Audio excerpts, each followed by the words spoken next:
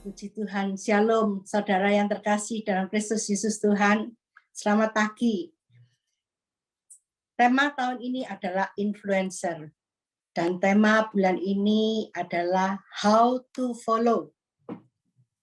Mari kita membaca firman Tuhan di dalam Filipi 3 ayat 17. Saudara-saudara, ikutilah teladanku dan perhatikanlah mereka yang hidup sama seperti kami yang menjadi teladanmu. Paulus tidak berkata, ikutilah perkataanku, tapi ikutilah perbuatanku. Hidup kita adalah khotbah kita. Kita mengatakan apa yang kita lakukan, dan kita melakukan apa yang kita katakan. Dan 1 Korintus 11 ayat 1. Jadilah pengikutku, sama seperti aku juga menjadi pengikut Kristus.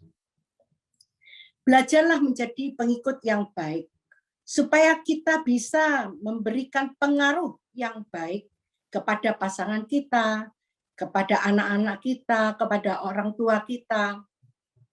Orang yang tidak menjadi pengikut yang baik, maka orang itu tidak akan bisa menjadi contoh yang baik. Saudara, mari ikuti teladan Kristus. Karena saya juga mengikuti teladan Kristus. Saya juga terus belajar dan terus belajar untuk mengikuti teladan Kristus. Saya mau berbagi dengan Bapak, Ibu, Saudara bagaimana cara membangun keluarga yang kuat. Keluarga adalah suatu persekutuan hidup antara papa, mama, dan anak-anak. Inilah yang disebut keluarga inti. Keluarga adalah lembaga masyarakat yang kecil, tetapi paling penting. Keluarga pertama di dalam dunia ini dibentuk oleh Allah sendiri. Di dalamnya terdapat anak-anak yang sudah dipersiapkan untuk bertumbuh. Kita bangun keluarga yang kuat, karena orang-orang benar yang dihasilkan di dalam keluarga. Kejadian 1 ayat yang ke-27. Maka Allah menciptakan manusia itu menurut gambarnya. Menurut gambar Allah diciptakannya dia, laki-laki dan perempuan diciptakannya mereka. Keluarga yang kuat dapat menerima perbedaan yang ada di dalam anggota keluarga, kebiasaan-kebiasaan yang ada, perbedaan karakter yang terdapat di dalam sebuah keluarga. Tetapi kesepakatan yang terbangun di dalam anggota keluarga, tentunya itu akan membawa keluarga itu akan semakin kuat dalam menghadapi tantangan-tantangan kehidupan di hari ke depan. Matius 6 ayat ke-33.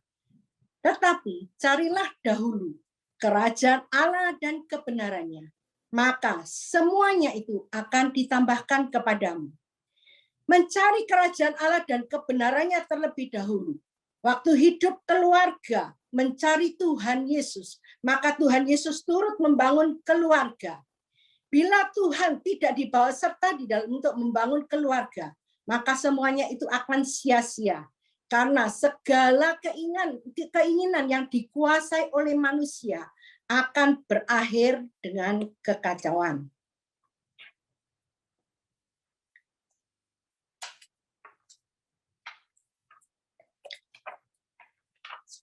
Keluarga yang berpusatkan kepada Kristus sungguh-sungguh menjadikan Tuhan sebagai Tuhan untuk menjadi petunjuk jalan di dalam kehidupan keluarga. Jadi, carilah Tuhan dan berjalan di dalam tuntunan Tuhan dengan setia kepada keluarga, maka kehidupan keluarga itu akan berdampak. Mazmur 128 ayat 1. Berbahagialah setiap orang yang takut akan Tuhan, yang hidup menurut jalan yang ditunjukkannya. Yang pertama, keluarga yang kuat adalah keluarga yang berdoa.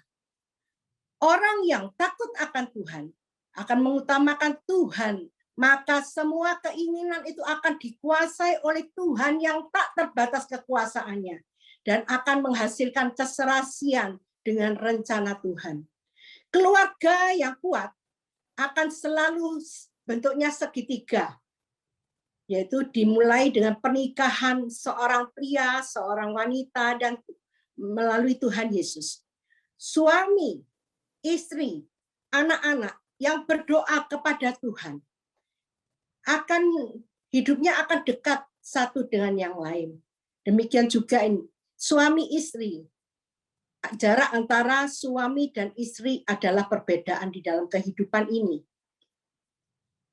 Ketika suami, istri, dan anak-anak bersepakat untuk berdoa bersama kepada Tuhan Yesus Kristus, maka perbedaan itu akan semakin kecil, dan semakin kecil. Tuhan Yesus berdoa kepada Bapa. Tuhan Yesus menjadi teladan di dalam kehidupan kita. Dalam berdoa akan menghasilkan keintiman. Ketika saya berdoa kepada Tuhan, maka saya akan intim dengan Tuhan. Dan ketika saya berdoa bersama suami dan anak-anak, maka hubungan keluarga saya akan intim. Demikian juga ketika saya mendoakan orang lain, hubungan saya dengan orang yang saya doakan itu juga intim. Karakter kita dimurnikan melalui pribadi yang berjumpa dengan Tuhan.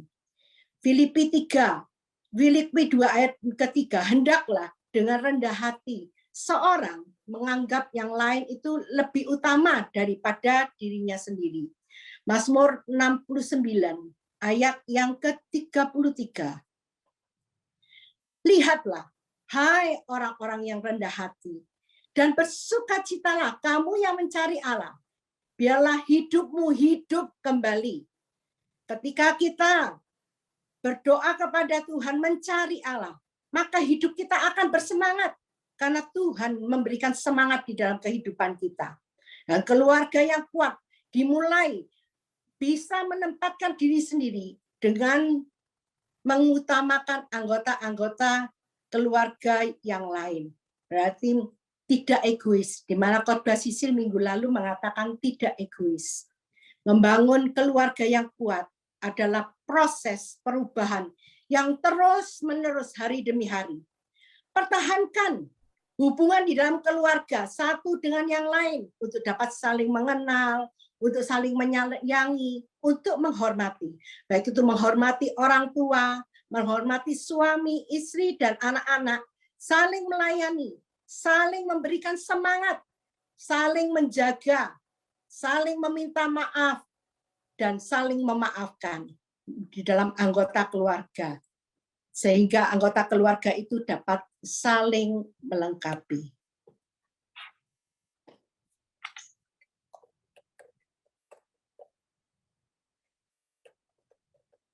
Keluarga yang kedua, keluarga yang kuat adalah keluarga yang saling mengampuni. Ampunilah kami akan kesalahan kami, seperti kami juga mengampuni orang yang bersalah kepada kami. Seperti Tuhan tahu kesalahan kita, dosa kita, tetapi Tuhan mengampuni kita. Juga mengampuni kesalahan orang lain, sama seperti Tuhan mengampuni kesalahan kita, adalah yang Tuhan kehendaki dalam kehidupan kita. Seperti yang diajarkan oleh Tuhan Yesus melalui doa Bapa kami. Mengampuni kesalahan yang dilakukan oleh sesama, sama nilainya kebenaran dan sama hebat kekuatannya dengan mengasihi sesama. Mengampuni kesalahan orang lain dapat dilakukan di antara sesama anggota keluarga, teman-teman, juga orang-orang yang berada di sekitar kita melalui komunitas di mana kita berada. Kita juga manusia biasa, tidak luput dari kesalahan, baik itu kepada sesama, apalagi terhadap Tuhan. Saya sudah mengampuni anggota keluarga saya. Peristiwa keluarga saya tidak lupa. Tetapi ketika ingat peristiwanya, saya tidak sakit hati. Seiring dengan perjalanan waktu, setiap anggota keluarga pernah mengalami baik itu kemarahan, kecewa, sakit hati, juga kecewa, kemarahan, sakit hati, terluka disebabkan karena konflik. Setiap konflik ada keberanian diri, bahwa di dalam hidup kita ini ada keberanian diri untuk mengakui kesalahan, baik itu melalui apa yang dilakukannya atau ucapkan. Katakan misalnya saya bersama suami, maafkan saya sudah melakukan, saya sudah bersalah melakukan ini. Demikian juga memaafkan anggota keluarga telah meringankan pikiran kita, juga meringankan tenaga dan waktu kita. Sebab dendam dan kebencian merupakan hal yang dapat menghambat kemajuan di dalam kehidupan kita. Buang semua amarah di dalam hidup kita, karena hal itu akan membuahkan sakit dan kepedihan belaka. Akhirnya kita mengasihi diri sendiri, selalu nangis. Demikian juga di dalam kehidupan kita, mengampuni itu tidaklah mudah untuk melakukannya, tapi bisa. Bangunlah pengertian kesabaran yang luas, maka hidup kita itu akan menjadi indah dan membahagiakan. Hidupmu juga akan dimerdekakan dari kekecewaan, sakit hati, maupun kepahitan. Meskipun sakit dan menderita, tetap ingat untuk mengampuni dan mengasihi yang orang-orang yang menyakiti kita. Karena bagi orang yang sudah melepaskan kasih dan pengampunan, maka mereka juga akan dikasihi dan diampuni oleh Bapa di surga. Mengampuni, awalnya kata-kata itu berat untuk diucapkan. Tapi setelah dapat mengucapkannya, maka hati ini akan menemukan damai sejahtera. Juga anggota keluarga akan menemukan damai sejahtera dan saling menerima kembali. Setelah konflik ini selesai, bawa di dalam doa bersama kembali, bersama keluarga. Katakan, Tuhan Yesus, terima kasih Tuhan, Engkau yang sudah campur tangan untuk menyelesaikan konflik yang ada ini. Dan keluarga itu akan taat melalui firman Tuhan, yaitu kerendahan hati, pengampunan yang menghasilkan damai sejahtera kembali di dalam kehidupannya.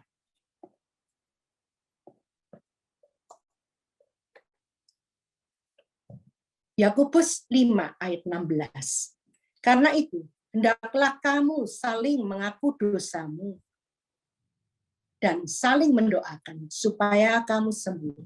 Doa orang benar bila yakin didoakan sangat besar kuasanya.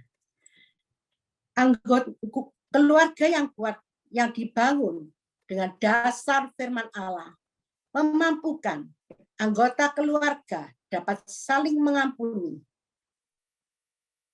saling berdamai satu dengan yang lainnya. Dalam keluarga yang kuat akan ada selalu perasaan di dalam hati ini untuk menyayangi baik itu pasangan maupun anak-anak. Keluarga yang kuat dapat menyelesaikan konflik meskipun berbeda pandangan, tapi tidak saling melecehkan, tetap saling menghormati. Saya menyadari bahwa saya berbeda dengan pasangan saya. Namun dalam perbedaan ini bukan berarti saya lebih tinggi atau lebih baik daripada pasangan saya. Atas dasar saling menghormati inilah keluarga yang kuat dapat saling menyelesaikan melalui perbedaan-perbedaan yang ada. Dan hasilnya akan menemukan kesepakatan pada waktu mengambil keputusan.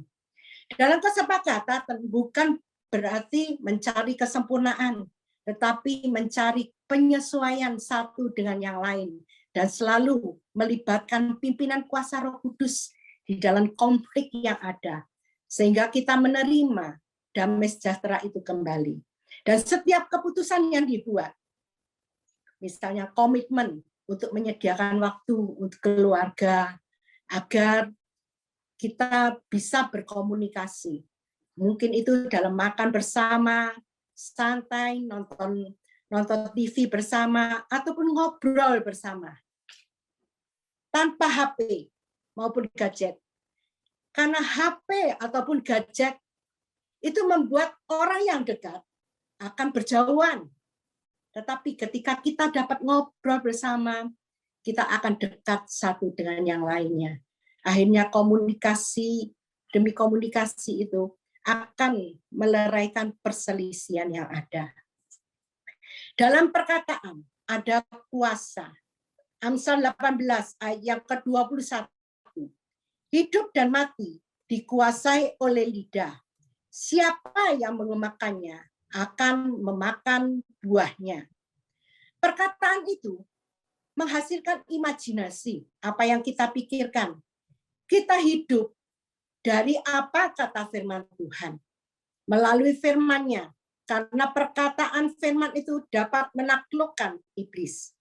Dari perkataan yang ada, kita akan dapat mempererat kasih, kebahagiaan di dalam keluarga. Namun, perkataan yang salah akan menghasilkan konflik di dalam komunikasi. Lakukan secara rutin, baik itu pujian sambil dipeluk. Saya setiap pagi bersama suami saya peluk suami saya dan suami saya peluk saya. Katakan, I love you sayang. I love you, I love you, I love you. Demikian juga saya katakan kamu berharga dalam hidupku. Kamu juga berharga. Kata maaf, minta tolong, terima kasih juga ada di dalam setiap hari sebagai wujud untuk menghargai satu dengan yang lain. Untuk mencapai, untuk mengatakan kata-kata yang membangun, kata-kata yang memberikan kekuatan untuk menjadi maksimal, sehingga kita dapat mengalami perkara-perkara yang luar biasa melalui perkataan kita.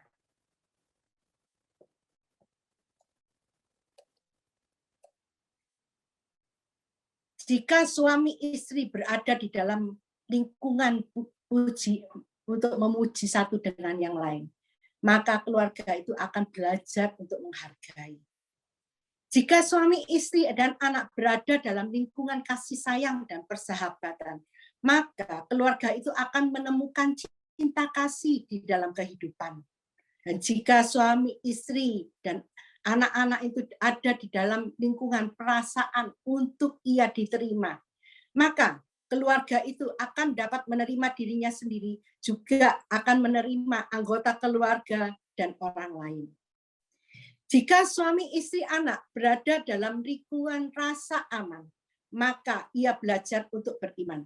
Sekecil apapun perubahan secara rutin itu dilakukan dengan usaha yang tulus, dan kita lakukan asalkan ke arah yang lebih baik, maka akan membuat suatu perubahan yang besar di dalam kehidupan kita dan membuat kehidupan kita hari lepas hari akan lebih baik, bahkan akan membawa dampak yang besar di masa depan. Ketika suami, istri, dan anak-anak yang Tuhan percayakan, itu kita dapat saling menghormati satu dengan yang lain. Suami, istri, dan anak-anak menghormati, maka keluarga-keluarga di luar keluarga kita akan juga menghormati kita. Jadi menghormati anggota keluarga, yaitu jangan membongkar kejelekan anggota keluarga di hadapan keluarga yang lain, apalagi teman-teman. Karena kuncinya seburuk apapun pasangan maupun anak-anak kita di mata kita, dia adalah yang terbaik yang Tuhan percayakan di dalam kehidupan kita di hadapan orang lain. Dan Tuhan punya rencana yang indah untuk menjadikan keluarga itu menjadi kuat. Hendaklah kamu dan dalam hidupmu bersama menaruh pikiran dan perasaan terdapat juga di dalam Kristus Yesus Tuhan. Keluarga yang harmonis, keluarga yang bahagia dan kuat, bukan berarti absen terhadap konflik dan tantangan. Tetapi apabila dalam keluarga yang kuat, melalui konflik yang ada, akan keluar sebagai pemenang. Bahkan keluarga-keluarga yang kuat dikatakan lebih daripada pemenang. Mari kita baca bersama-sama firman Tuhan di dalam 1 Petrus 3 ayat 10 dan 11. Kita baca bersama-sama ya. 2, 3. Siapa yang mau mencintai hidup dan mau melihat hari-hari baik, ia harus menjaga lidahnya terhadap yang jahat dan bibirnya terhadap ucapan-ucapan yang menipu.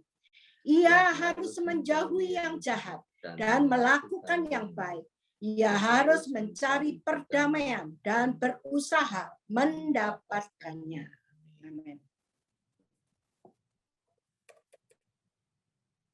Saudara, mari kita, kalau di Zoom ini ada lingkungan dalam kita beribadah dengan keluarga, berikan senyum kepada anggota keluarga kita atau kepada yang ada di Zoom ini. Apa yang kita dapatkan? Senyuman, kan? Senyuman dalam bahasa Inggrisnya adalah smile. S, yaitu see, lihat. M, miracle, keajaiban. I, berarti in, dalam. L, hidup. Life berarti hidup.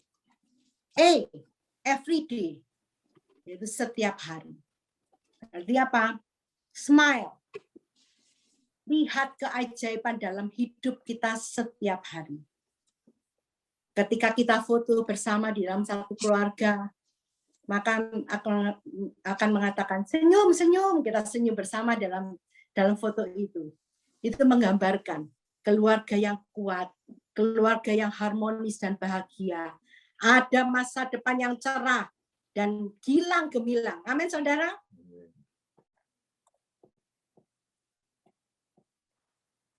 Keluarga yang kuat, yaitu 1, keluarga yang berdoa. 2, keluarga yang saling mengampuni. Saudara, di dalam pergumulan saya ada kata-kata melalui Tuhan berkata. Tolong tampilkan Tuhan berkata. Itu nempel di tembok di rumah saya di Indonesia ya. Kata-kata itu mengatakan, Tuhan berkata, jangan memandang kepada besarnya kebutuhanmu. Pandanglah kepada kebesaran Tuhan. Keadaanmu adalah penghalang bagimu untuk melihat kemampuan Tuhan.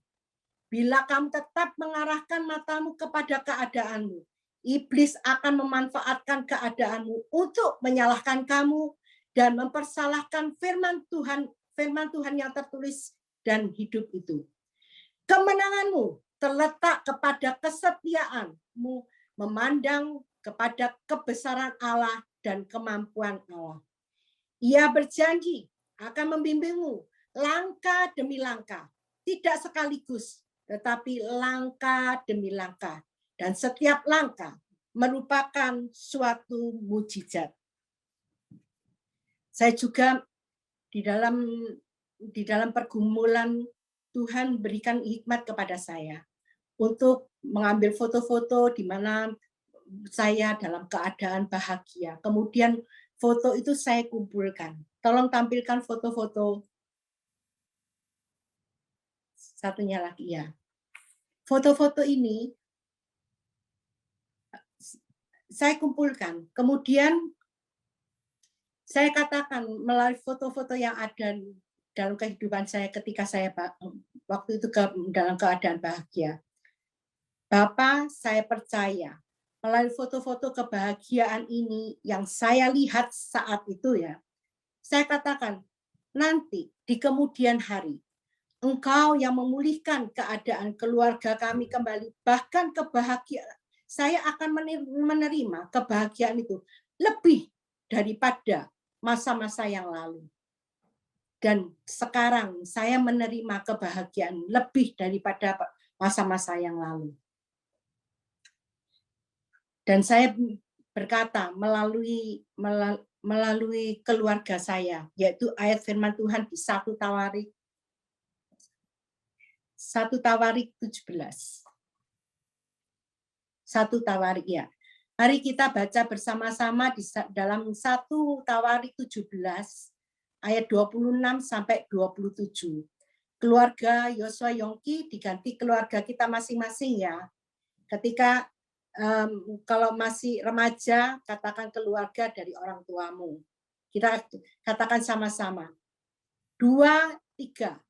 Oleh sebab itu ya Tuhan, Engkaulah Allah yang telah menjanjikan perkara yang baik ini kepada keluarga Yosua Yongki. Kiranya Engkau sekarang berkenan memberkati keluarga Yosua Yongki ini, supaya tetap ada di hadapan-Mu untuk selama-lamanya. Sebab apa yang Engkau berkati ya Tuhan, diberkati untuk selama-lamanya. Amin. Amin. Ya, baik Bapak Ibu sekalian. Jadi apa yang sudah disampaikan oleh Ibu Yongki seperti tema pada bulan ini, How to Follow. Ibu Yongki adalah pengikut Kristus yang baik, meneladani Kristus, sehingga kemudian beliau mempraktekannya di dalam kehidupan sehari-hari. Seperti saya ini, orang yang gundul ini, saudara, nggak ada rambutnya. Kalau kemudian saya jualan obat penumbuh rambut, bukan rumput, penumbuh rambut, ya kan? Maka orang akan ketawa. Orang Jawa bilang gini, jarkoni, iso ngajar, ora iso ngelakoni. Maka itu apa yang disampaikan oleh Rasul Paulus, ikutilah teladanku. Rasul Paulus tidak berkata, ikutilah apa yang aku katakan, tidak. Rasul Paulus berkata, ikutilah apa yang aku lakukan. Tidak banyak pembicara, tidak banyak hamba Tuhan yang berani berkata, ikutilah teladanku. Ya, lebih gampang kalau khotbah itu adalah khotbah teori, saudara. Tapi kita lihat apa yang dilakukan oleh Ibu Yongki itu tidak ada kepalsuan dari hidupnya. Saya adalah suaminya dan Ibu Yongki ini mengkhotbahkan apa yang dia lakukan. Keluarga kami ini sudah dalam keadaan kacau, tidak ada pengharapan untuk dipulihkan. Tetapi ketika Ibu Yongki bertindak, Ibu Yongki memulai dengan berdoa dan berdoa, dia mendoakan saya, suaminya yang sontoloyo ini, saudara, dan Ibu Yongki mengampuni semua kejahatan, kesalahan yang saya buat, seperti dikatakan, sampai hari ini peristiwanya tidak mungkin lupa bagaimana saya mengkhianati beliau, saudara. Tetapi ketika ingat dengan peristiwanya itu, Ibu Yongki sudah tidak ada sakit hati, tidak ada kepahitan. Itu namanya mengampuni, mengampuni dan mengasihi. Mengasihi dan mengampuni. Mengampuni tanpa mengasihi atau mengasihi tanpa mengampuni itu seperti mata uang yang hanya satu sisi. Kalau mata uang cuma satu sisi, maka uang itu tidak berlaku. Maka itu apa yang disampaikan oleh Ibu Yongki, bagaimana kita untuk memiliki keluarga yang kuat. Yang pertama, keluarga itu harus berdoa. Ya, keluarga yang kuat adalah keluarga yang berdoa. Yang kedua, keluarga yang kuat adalah keluarga yang saling mengampuni. Ibu Yongki meneladani Kristus Yesus yang suka berdoa. Ibu Yongki meneladani Kristus Yesus yang suka mengampuni, sehingga Ibu Yongki mempraktekkan hidup berdoa, dan hidupnya tidak ada kepahitan sama sekali. Ibu Yongki gampang sekali untuk mengampuni dan mengasihi. Sehingga teman-teman saya berkata bahwa Ibu Yongki adalah seorang wanita yang berhati emas. Ya, saya sangat bersyukur, sangat beruntung memiliki istri seperti Ibu Yongki ini. Luar biasa, saudara. Ya, sampai satu kali saya berkata kepada Bu Yongki, ya, saya ini bersyukur loh, beruntung punya istri sama seperti engkau. Tapi apakah kamu bersyukur dan beruntung punya suami model kayak gini, sontoloyo ini, ya kan?